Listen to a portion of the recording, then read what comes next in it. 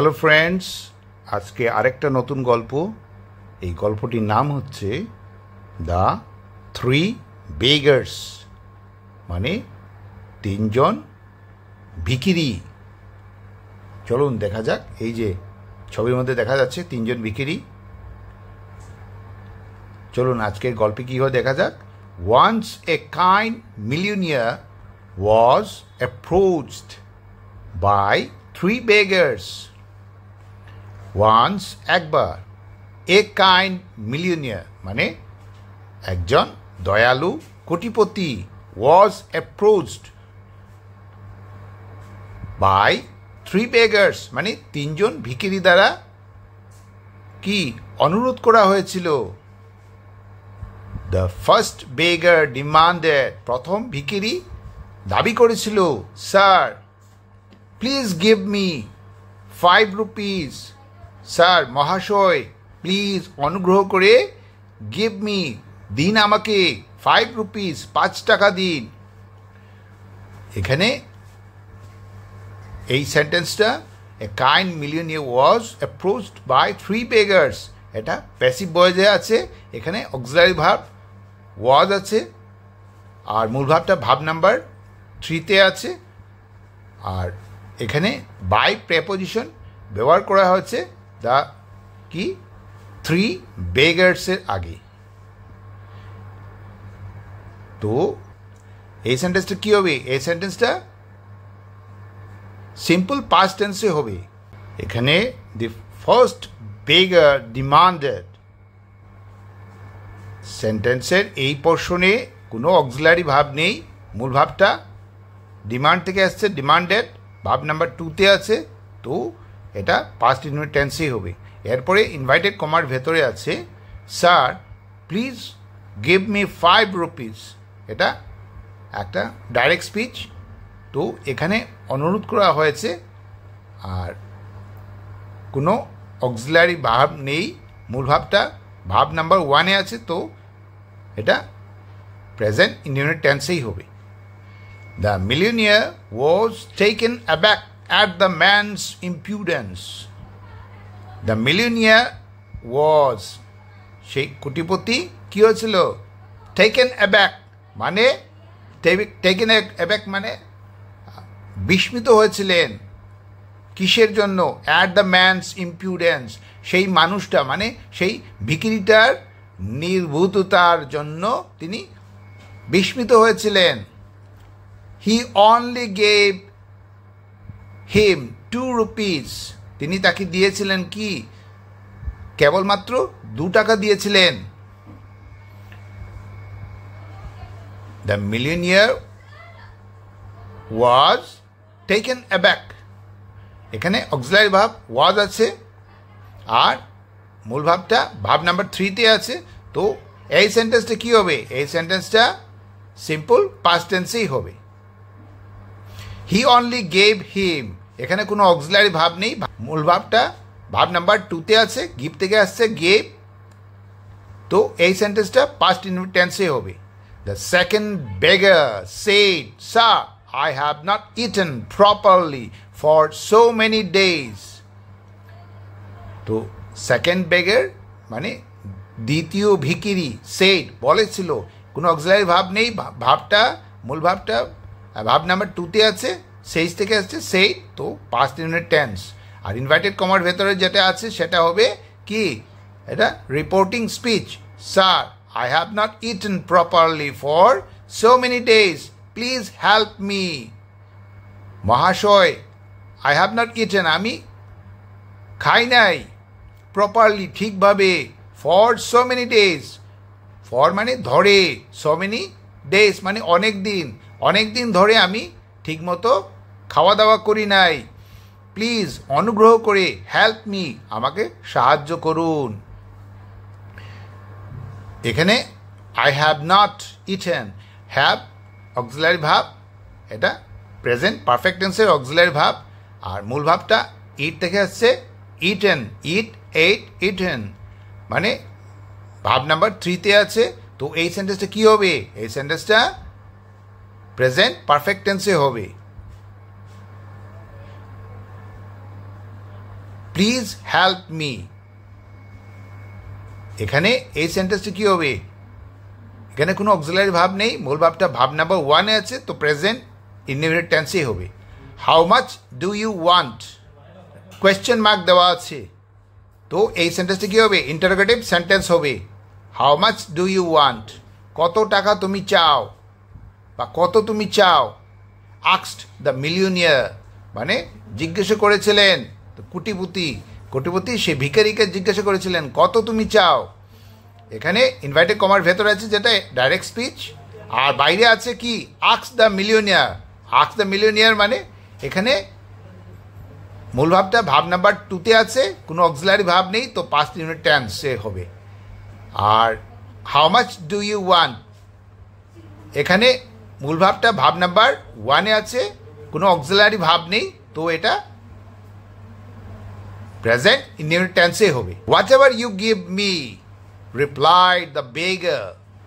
What ever, যত পারো, মানে যা আপনার মনে হয় বা যা আপনি দিতে পারেন, গিভ মি। রিপ্লাইড দ্য বেগার, উত্তর দিয়েছিলেন কে? উত্তর দিয়েছিল ভিখিরি, যত আপনি দিতে পারেন। So the millionaire gave him A 10 rupee note, তাই সেই কোটিপতি গেভ হিম দিয়েছিলেন তাকে, কাকে? সেই ভিখিরিকে। এ 10 রুপি নোট, একটা 10 টাকার নোট দিয়েছিলেন। The third beggar said, I have heard about your noble qualities. তৃতীয় ভিখিরি বলেছিল, এখানে said ভাব নাম্বার টুতে আছে, শেষ থেকে আসছে, কোনো অক্সিলারি ভাব নেই। এই পোর্শনটা কী হবে? এটা পাস্ট ইনডেফিনিট টেন্সেই হবে। আর ইনভাইটেড কমার ভেতর যে আছে sentence, I have heard about your noble qualities. Therefore, I have come to see you.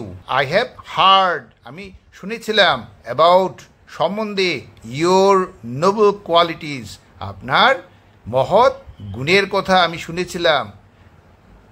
Therefore, সেই জন্য, I have come to see you, সেই জন্য আমি এসেছি আপনাকে দেখার জন্য। এই যে ইনভাইটেড কমার ভেতরে যে সেন্টেন্সটা আছে এটা ডাইরেক্ট স্পিচ। এখানে অক্সিলারি ভাব হ্যাভ আছে, আর মূল ভাবটা ভাব নাম্বার 3তে আছে, তো এই সেন্টেন্সটা কী হবে? সেন্টেন্সের এই পোর্শনটা প্রেজেন্ট পারফেক্ট টেন্সে হবে। তারপর therefore I have come to see you, এখানেও আবার অক্সিলারি ভাব প্রেজেন্ট পারফেক্ট টেন্সে আছে, মূল ভাবটা ভাব নাম্বার 3তে আছে, কাম, কেম, কাম। সো এই সেন্টেন্সে কী হবে? প্রেজেন্ট পারফেক্ট টেন্সে হবে। এখানে প্রেপোজিশন টু ব্যবহার করা হয়েছে। সি ইউ, আপনাকে দেখা করতে, আর টু ব্যবহার করা হয়েছে টু সি ইউ, মানে আপনার সঙ্গে বা আপনাকে দেখা করতে। The pleased millionaire gave him food, asked, what can I do for you. সেই কোটিপতি আনন্দিত হয়ে কি করেছিলেন? গেভ হিম, দিয়েছিলেন তাকে, ফুড, খাবার দিয়েছিলেন তাকে। হি আস্কড, তিনি আবার তাকে জিজ্ঞাসা করেছিলেন, what can I do for you, আমি কি করতে পারি তোমার জন্য। এখানে দ্য প্লিজড মিলিয়নিয়ার গেভ, মানে মূল ভাব নাম্বার 2তে আছে, গিভ থেকে আসছে গেভ, কোনো অক্সিলারি ভাব নেই, তো এই সেন্টেন্সটা কী হবে? পাস্ট ইনডেফিনিট টেন্সেই হবে। এরপরে সেই একই ব্যাপার, হি আস্কড, কোনো অক্সিলারি ভাব নেই, মূল ভাবটা ভাব নাম্বার 2তে আছে, তো পাস্ট ইনডেফিনিট টেন্স। আর ইনভাইটেড কমার ভেতরে what can I do for you, এখানে কোয়েশ্চেন মার্ক দেওয়া আছে, তো এটা ইন্টারোগেটিভ সেন্টেন্স। আর ইনভাইটেড কমার ভেতরে আছে, এটা ডাইরেক্ট স্পিচ। আর এখানে কোনো অক্সিলারি ভাব নেই, অক্সিলারি ভাবের বদলে এখানে ক্যান ব্যবহার করা হয়েছে, তো এটা মূল ভাবটা ভাব নাম্বার 1-এ আছে ডু, তো এই সেন্টেন্সটা কী হবে? এই সেন্টেন্সটা সিম্পল প্রেজেন্ট টেন্সে হবে। দ্য বেগার রিপ্লাইড, সেই ভিখিরি উত্তর দিয়েছিল, I do not want anything, আমি কিছুই চাই না। ইউ হ্যাভ অলরেডি শোন extraordinary kindness towards me. You have already, আপনি ইতিমধ্যে দেখিয়েছেন extraordinary kindness মানে অসাধারণ উদারতা দেখিয়েছেন towards me, আমার প্রতি। May God bless you, ভগবান আপনাকে আশীর্বাদ করুন। The beggar replied, সেই ভিখারি কি করেছিল? উত্তর দিয়েছিল। এখানে কোনো অক্সিলারি ভাব নেই, মূল ভাবটা ভাব নাম্বার 2-তে আছে, তো পাস্ট ইনডিফিনিট টেন্স। আর ইনভাইটেড কমার ভেতরে যে সেন্টেন্সগুলো আছে সেগুলো direct speech.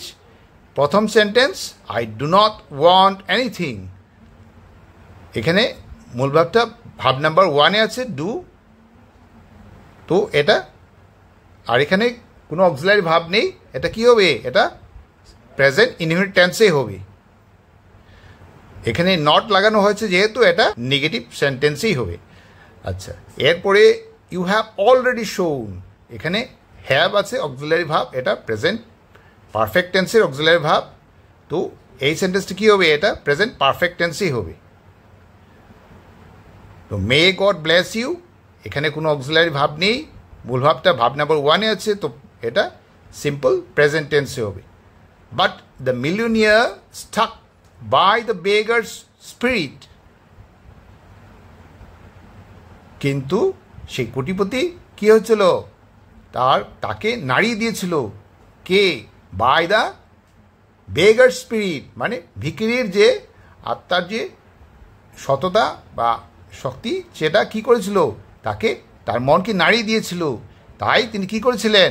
Build a nice house for him and looked after him for the rest of his life. Build বানিয়েছিলেন, এ নাইস হাউস একটা সুন্দর ঘর বানিয়েছিলেন, ফর হিম তার জন্য, অ্যান্ড লুকড আফটার এবং দেখাশোনা করেছিলেন, হিম তাকে, for the rest of his life মানে তার বাকি জীবন, সারা জীবন তাকে দেখাশোনা করেছিলেন। এখানে লুকড আফটার এটা একটা phrase. Build a nice house for him, এখানে বিল্ড থেকে আসছে, বিল্ড ভাব নাম্বার 2-তে আছে, তো এখানে কোনো অক্সিলারি ভাব নেই, তো এই সেন্টেন্সটা কী হবে? এই সেন্টেন্সটা সিম্পল পাস্ট টেন্সেই হবে। And looked after for him for the rest of his life, same একই ব্যাপার, এই পোর্শনটাও পাস্ট ইনডিফিনিট টেন্সেই হবে। তো আজকের এই গল্পের মরালটা হলো অলওয়েজ শো রাইট কন্ডাক্ট, সবসময় ঠিক বা সঠিক আচরণ করতে হয়, যেভাবে যে সময় যা দরকার ঠিক সেভাবেই আচরণ করতে হয়। আজকের এই গল্পটা কেমন লাগলো? যদি ভালো লাগে তাহলে সাবস্ক্রাইব করবেন এবং লাইক বাটন প্রেস করবেন এবং বেল আইকন প্রেস করবেন। Thanks for watching, bye bye.